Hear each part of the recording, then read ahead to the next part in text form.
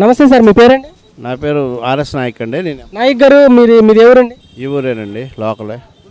అవునండి sir, elections రాబోతున్నాయి. మీ నియోజకవర్గం నుంచి పోటీ చేసే అభ్యర్థులు మీకు తెలిసే ఉంటుంది. ఉమా గారు టీడీపీ నుంచి, అలానే వసంత కృష్ణప్రసాద్ గారు వైసీపీ నుంచి పోటీ చేస్తున్నారు. ఇద్దరిలో ఎవరు ఎమ్మెల్యేగా ఎన్నికైతే మీ నియోజకవర్గ అభివృద్ధి బాగుంటుంది అనుకుంటున్నారు?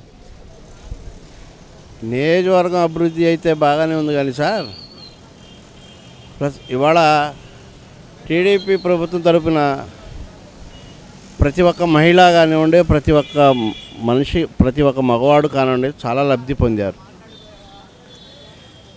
మరి అన్నీ చేసినోడేకి ఎలా మీరు ఓటేస్తారని ప్రతిపక్ష నేత వైఎస్ జగన్మోహన్ రెడ్డి గారు అడుగుతున్నారు. మరి ఆయన ఈ రాష్ట్రాన్ని ఏం చేస్తాడు? కేసీఆర్తో కలిసి, మోడీతో కలిసి ఈ రాష్ట్రాన్ని అన్యాయం చేసినోడితో చేతులు కలిపి ఇవాళ మేము గెలిస్తే మేము ఏదో చేసేస్తాం. ఏ రకంగా చేస్తారు మీరు? కేసీఆర్ మన దొంగ అన్నాడు, ఎదవ అన్నాడు, నానా బూతులు మాట్లాడాడు. మోడీ ప్రత్యేక హోదా ఇస్తానని తిరుపతి సాక్షిగా ప్రమాణ స్వీకారం చేసి ప్రత్యేక హోదా ఇవ్వలేదు.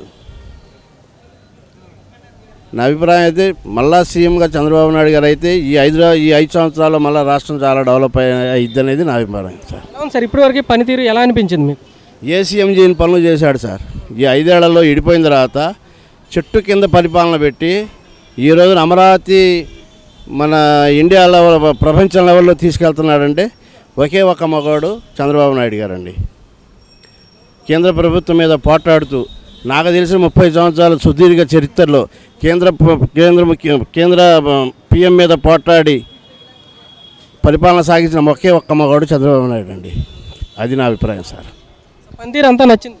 పనితీరంతా బ్రహ్మాండంగా సార్. లబ్ధి పొందినోడు ఎవరు లేరండి. ఒకవేళ జగన్మోహన్ రెడ్డి గారి భార్య భారతి గారు కానివ్వండి, వైఎస్ రాజశేఖర భార్య విజయమ్మ గారు కానివ్వండి, వారి కూతురు కానివ్వండి, డోక్రా మహిళల్లో ఉంటే 20,000 రూపాయల లబ్ధి పొందేవాళ్ళండి వాళ్ళు కూడా. మరి ఉంటే లబ్ధి పొందితే చాలా సంతోషం డోక్రా మహిళలు, లేకపోతే మేము చేయగలిగింది ఏం లేదు సార్. అది. Thank you sir.